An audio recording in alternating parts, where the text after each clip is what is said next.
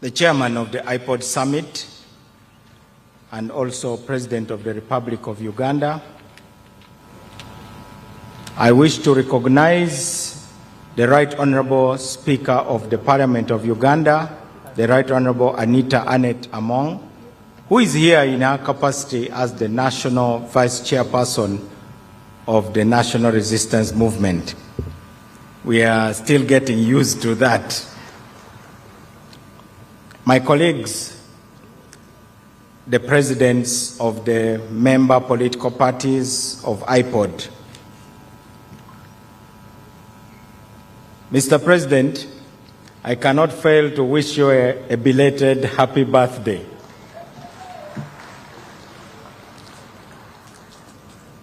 The years that you have lived, as you keep reminding us, has given you a granary of experience and wisdom.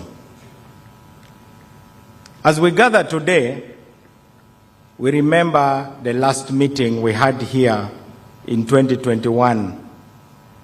At that time, Mr. President, I reached out to you through the then Secretary General of the NRM to talk about the detained activists of the NUP and some of the other political parties. You then agreed to host a meeting of the summit. And in that summit, we appealed to you to draw a line between the misled and the misleaders. They could not be treated the same. And you agreed with us that the misled should be pardoned. And you immediately ordered the release of close to 70 of those who had been detained. We thank you for that. Sometimes these little gestures are not appreciated, but it is in a forum like this that we talk about these things. Secondly, the day that the Democratic Party and the National Resistance Movement signed the cooperation agreement, I told you that while I had joined the government you formed and which you lead, I had entered, but I had left the door open. I had not locked it behind me. I told you that there are many patriots in all political organizations, and as the head of the family we call Uganda, it is your duty to look for them. There is no need for us to think that there are no good people in all the organizations that exist in Uganda. They are all patriots. Indeed, when you walked in and you looked at my nephew, Honorable Amoriat, you remarked, "Are these the enemies?" Then I said, "No, sir, these are patriots." Indeed, the people in Kololo today are patriots, and this gathering will give Ugandans hope that somewhere there are people who are seated around you, Mr. President, to talk about Uganda and its future. Finally, we cannot have a country where there is no consensus about anything. We may disagree on some things, but we must find common ground. IPOD is about finding common ground because the unity of Uganda is paramount. In my younger days, in 1986, as a teenager, I listened to one of your speeches, Mr. President, and you described some categories of people using a Runyankore word. If I remember correctly, you called them Ronjera Maganya. The Ronjera Maganyas, in your own words, you said, are those who seem to be delighted in increasing problems, even though there are already enough problems. Mr. President, the Ronjera Maganyas are the 20% based on the principle of 2080, this is a business principle, that 20% of your effort will give you 80% of the results. So the Ronjera Maganyas also are the 20% who give us 80% of the problems we have. But we can also have 20% who give us 80% of the solutions. I don't know what the opposite of Ronjera Maganyas is. Today you should tell us. Thank you. If you can try to summarize. The gathering which is here. I'm delighted that the iPod Summit members are the 20% who want to offer at least 80% of the solution. So today, as I, on behalf of DP, take the leadership of iPod, I want to announce that we shall leave the door of iPod open. We are taking over the leadership of the institutions of iPod at a difficult time. Our agenda will be to ensure that we have a peaceful election, a free and fair process, and that we shall continue to talk honestly about the problems we face, that we shall attack the problems that face Uganda rather than attacking each other. For God and my country. Thank you, Chairman Mao. May we welcome in the same spirit the President of the Uganda People's Congress to make his brief remarks in just 3 minutes.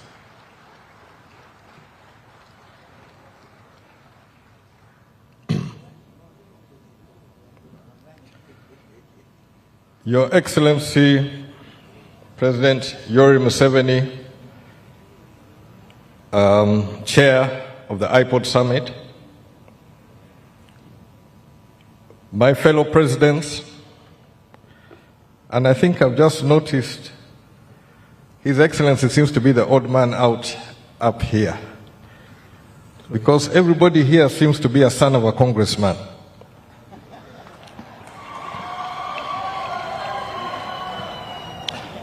As UPC, the seeds we have sown are part of what has germinated here. But as Ugandans, we're heading into an election season. And I, as a congressman who believes in the dream of Uganda, I remain committed to Uganda. I would try to do everything in my power that we can emerge stronger, more united, even if we go through a difficult election process. That is a commitment which Uganda People's Congress has had towards dialogue. We will always seek to pursue the dialogue option in order to overcome the difficulties, and difficulties will be there. There are areas where we don't agree on policy, but the greater good should be what should bring us together and seek to create a Uganda which will work for all its citizens today, tomorrow, and in the future. And therefore, I am here to demonstrate our commitment towards that better Uganda. We are not going to shirk from the responsibility. Whatever difficulties come, we are prepared and ready, willing to address them as best we can. And hence, on the dialogue platform, I hope through my colleagues and through you, Your Excellency, we have demonstrated our commitment to this dream. And we shall continue on this dream. But I wish to use this opportunity to highlight some areas where we may not agree with one another. And that I'm going to take my final minute here to give a statement of where I stand concerning the teacher strike on UNATO. I, as a congressman, remain committed to quality education for the people or the children of Uganda. But I don't agree in the separation of scientists and art teachers. I have had great art teachers who have built me up, who have encouraged, and I believe that these teachers are playing an important role in developing the next generation of Ugandans. So as Congress, I want to put it on record, UPC stands with UNATO. That is not to say, Mr. President, that we will not seek to find other ways or other areas where we are on the same page. But on a policy platform, on this one, I wanted to make it clear to my members and to others, we may have different policy platforms, we may have different goals or whatever, but the ultimate goal is how we're going to develop Uganda. Thank you. And for Uganda People's Congress, I say we remain committed to Uganda, and I say all this for God and my country. Thank you, President, Uganda People's Congress. May we receive the President of the Forum for Democratic Change, Honorable Engineer Amuriat.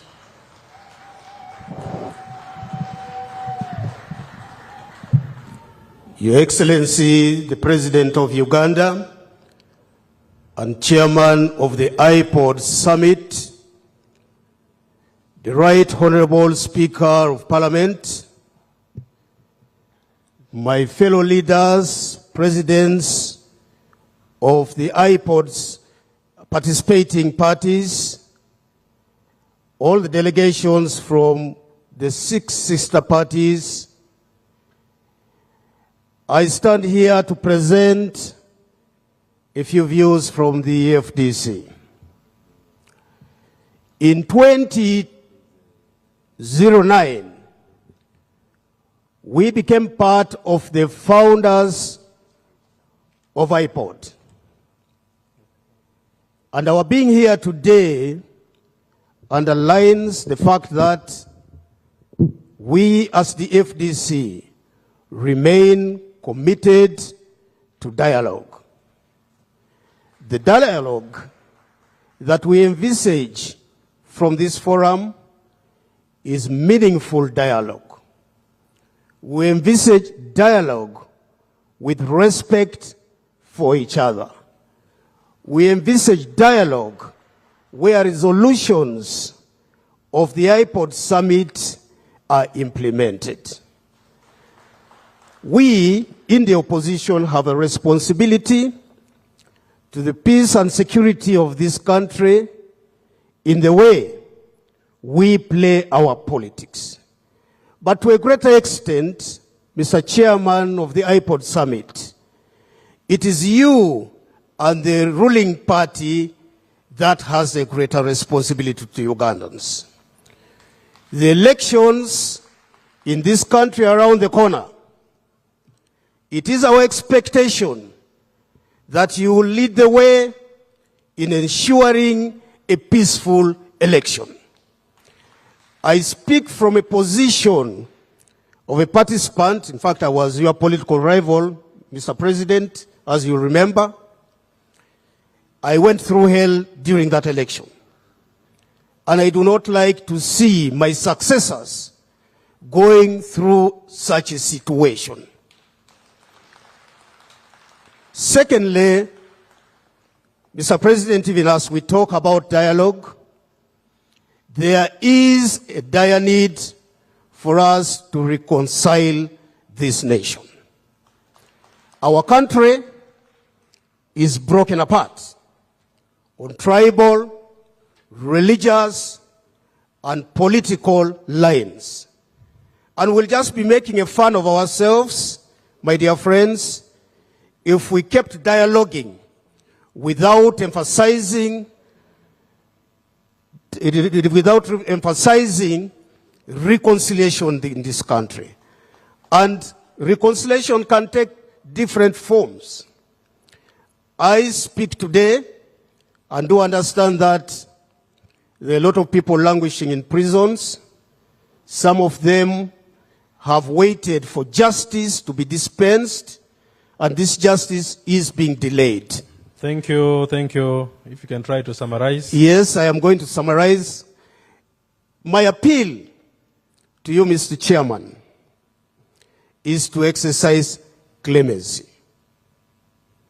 I would like to appeal to you, Your Excellency, that you exercise the prerogative of mercy, even for those who may be found at fault, and these should just merely be for the sake of not living in the past, but progressing this country forward. Finally, as I sit down, Your Excellency, you are aware that in an election, there are rules. And those rules, as the FDC, we will adhere to the letter. Thank you. We have candidates who will be traversing the country.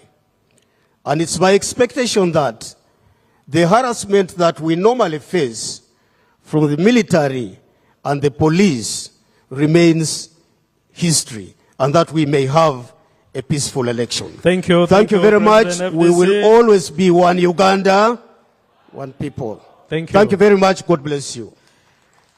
Thank you. May we receive Honorable Asman Basalewa, President Jema. As PPP prepares to conclude the remarks, just in 2-3 minutes, please. Thank you very much, the Master of Ceremonies,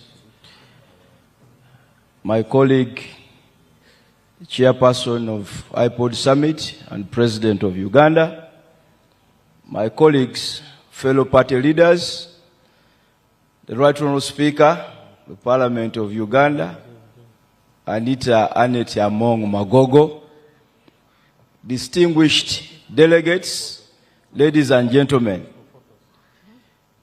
Jema Party is one of the founder members of IPOD. In fact, if I recall, we were in this same place here in Kololo when we signed the first IPOD instruments. I am here to assure everybody that Jema is still committed to IPOD, and Jema will remain an active participant of IPOD. We believe that the challenges afflicting this nation can be comprehensively addressed through dialogue, through discussion, through consensus. And that is what we believe in as a party, and those are the values we bring to IPOD. We want an IPOD, Mr. Chairman, that is inclusive, and we should ensure and find all ways to make this IPOD process inclusive and have ways of bringing everybody under the umbrella of IPOD for the good of this country. Mr. President, the last time I addressed an IPOD meeting was in 2018 in Munyonyo, and I did emphasize the idea of rule of law, constitutionalism, democracy, and good governance. I am glad that my colleagues have highlighted some of them. One of the challenges, Mr. President, As you conclude, as I conclude, one of the challenges we are facing as a country is increasing episodes of impunity in some spheres of life. Inexplicable arrests, inexplicable detentions, people being on remand for years. And Mr. President, you remember that time, I gave you an example of many Muslim sheikhs, Sheikh Wanjala, Sheikh Wasigu, who have been on remand for now 15 years. They cannot receive justice. But that's just one example. There are really many others.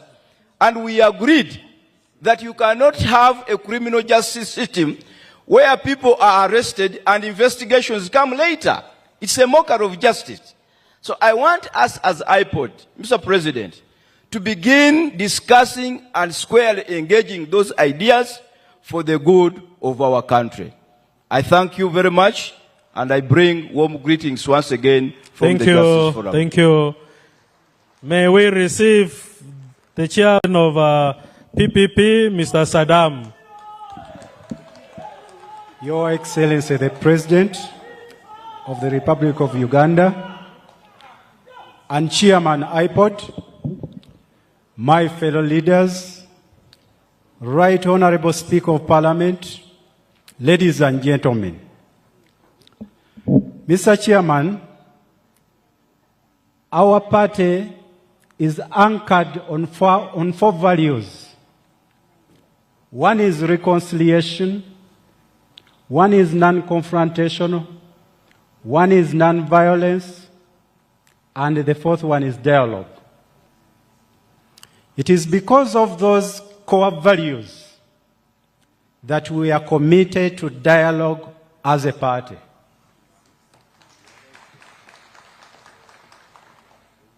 I can testify to you that the time I have been in politics, now it is 30 years, I have not appeared at police for any reason. For any reason. Why? Because of that approach. Even in the last election, where we managed to take a member of parliament to parliament, there is no single member of People's Progressive Party who was arrested. Why? Because of that approach we are preaching to our members. And it is that we need to teach to the people of Uganda. That you can disagree. And this is what I always tell my fellow leaders in the party. That when you are addressing somebody, whether president, whether a president of another party, bear in mind that the person you are addressing, who you are criticizing, his wife referred to him as a husband. His children refer to him as a dad. Once you bear that in mind, then you will sieve your language to make sure that even when you have disagreed with me, or with the president, or with the speaker, you will not antagonize with that expanded family. Thank you. If we can adopt that, then this country shall be peaceful. Let me wind up. When we are in the summit meeting, Mr. President, you alluded to the cycle of our history. But I want to say this, that at one point in time, every time those who are in the opposition have worked in the same government at one point in time. And when they disagree with those in government, then they come in the opposition.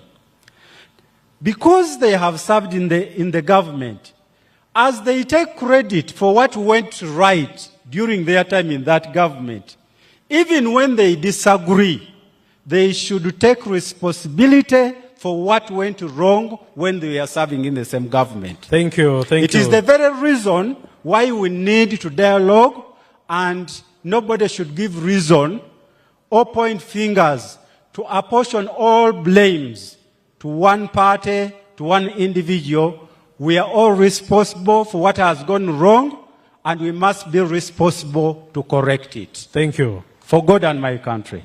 Thank you. Your Excellency and members, may we give a better round of applause to all the presidents for their remarks. Thank you so much.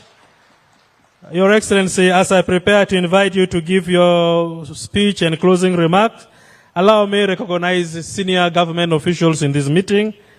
We have the Right Honorable Speaker of Parliament, who is also the second National Vice Chairperson of the National Resistance Movement Party. Mr. President, we have also been joined by the Chairman of the Electoral Commission, who is none other than His Lordship, Mr. Bia Mukama. Thank you so much for joining us. The National Resistance Movement Party came for this important summit with the members of the Central Executive Committee. I just would like to introduce them only. The rest of the senior party members bear with me. I'm only introducing members of the Central Executive Committee of NRM. We have, yes, time just in a few minutes. I have to. I leave it. Okay. But I recognize my members from the Central Executive Committee, and I also wanted to introduce members of the senior leadership of all other parties. Now that you have said